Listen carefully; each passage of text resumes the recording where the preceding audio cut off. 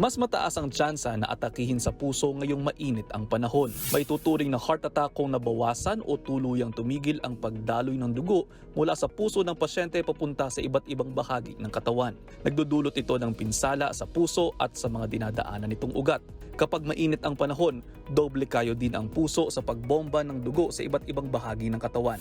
Ayon sa mga pag-aaral, mas mataas ang death rate dahil sa cardiovascular diseases sa mga bansa kung sobrang tindi ng init ng panahon. May 5 warning signs ang heart attack. Isa na rito ang matindi at biglaang pananakit ng dibdib. Nariyan din ang pagkahilo na maaaring sabayan ng pagsusuka. Nararanasan din ang pananakit ng panga, leeg at likod. Madalas na sinasabayan ito ng pangangalay ng braso at balikat.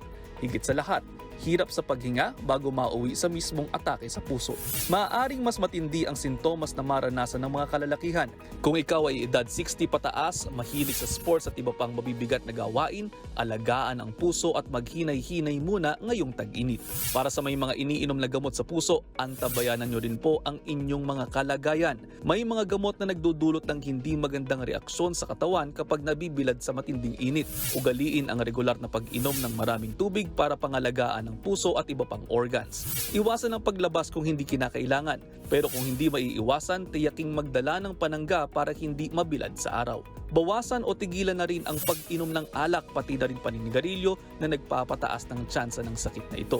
Guard your heart mga kapatid para mapahaba pa ang inyong mga lives. At kapag tungkol sa heart health, huwag magatubiling mag-ask Doc Dex sa aking Facebook page o sa official page ng Good Morning Kapatid.